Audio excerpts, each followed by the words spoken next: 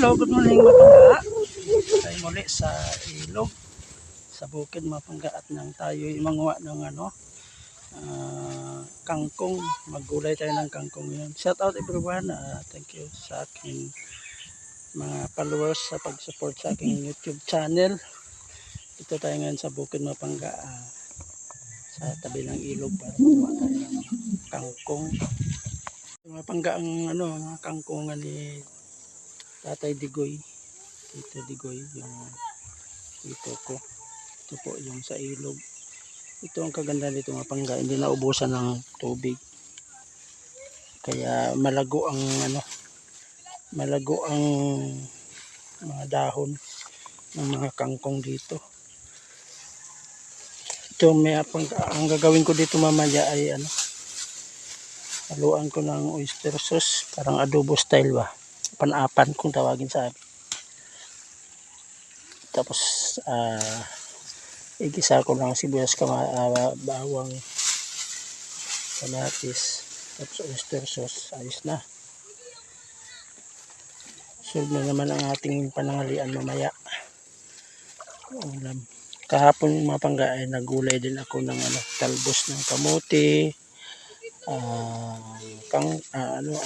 alugbati, tsaka ng malunggay. Ngayon naman nag-apan-apan ako ng kangkong.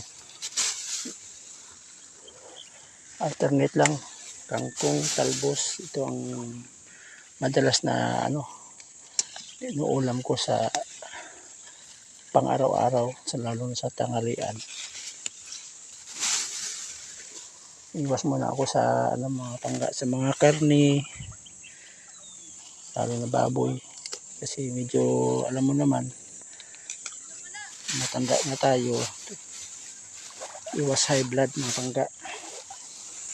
Kaya tis lang muna tayo sa mga gulay-gulay, kung ano marong magulay dito sa tabing ilog, dito sa taniman ni Tatay Digoy. Yung palaka.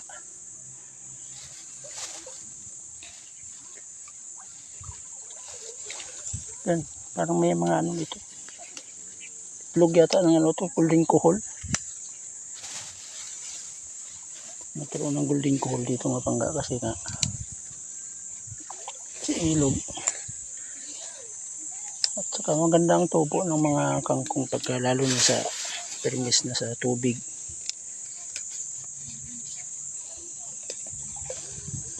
Kahit isang sako ang kunin dito pangga, dami mga dahon. Maganda pa ng usbong ng dahon, tataba. Tsaka hindi ko lang alam kung itong sa kabila kung anong klaseng kangkong ito ang tunay pure na native yung kangkong na to. Pero dito sa kabila hindi ko lang sure kung anong klaseng kangkong ito, kasi kakaiba ang kanyang mga dahon. Ewan ko sa inyo mga pangga kung pamilyar kayo sa ganitong kangkong. Ito po, malalapad ang dahon.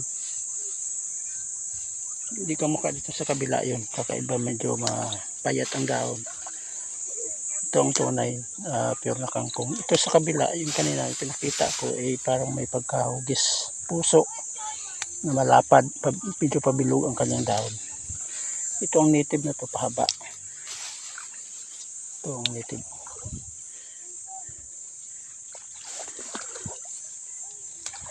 Lulo ang tawag nga kangkong yung kanina, yung malapad na dahon na yun, pabilog, hugis puso.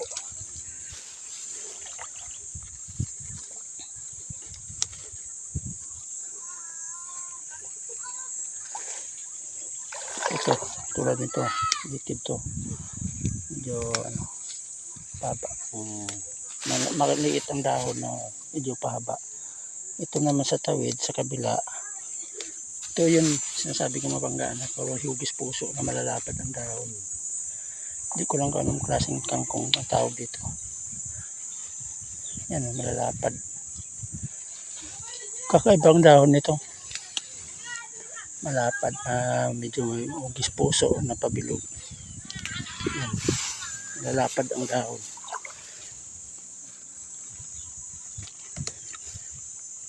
Try ko na natin lutuin mga pangga kung medyo kaiba ang lasa nito.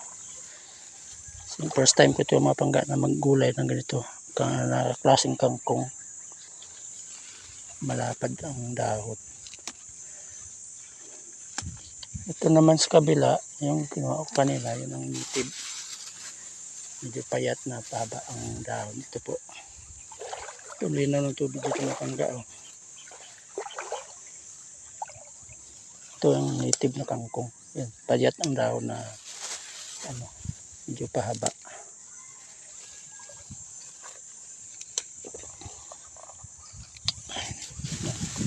Ito sa kabila. Ayun, tawid lang ng ilog ang pagitan nila ng isang klaseng kangkong. Napalapad ang dahon. Ito, tulad nito. Magis puso. Punta tayo sa kabila ulit mapangga para manguha tayo ng mga kangkong. Ito, taniman ito tayo digoy. Mga talbos. Yan, alugbati.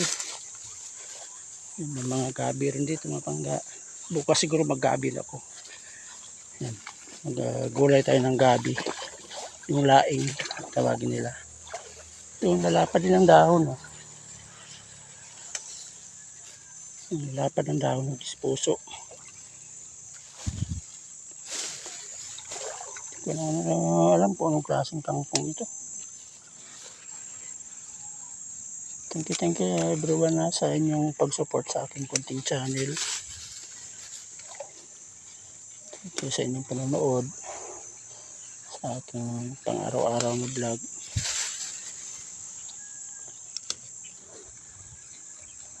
Saka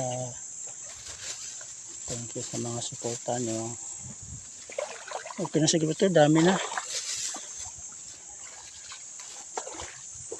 Tapos partneran ko lang ito mapangga ng pritong tuyo. Ayos na. Tapos igisa lang natin sa oyster sauce.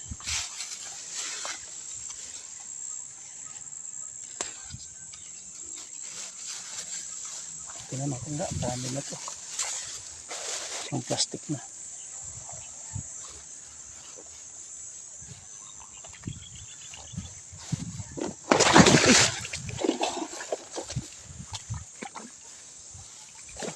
Ang gana. Dami ito mapangga.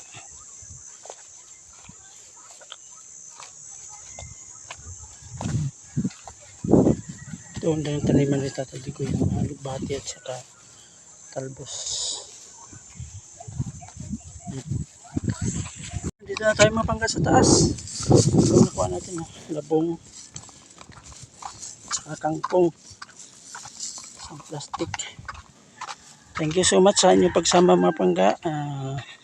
God bless us everyone. Antabayanan nila mamaya ang pagluto ko ng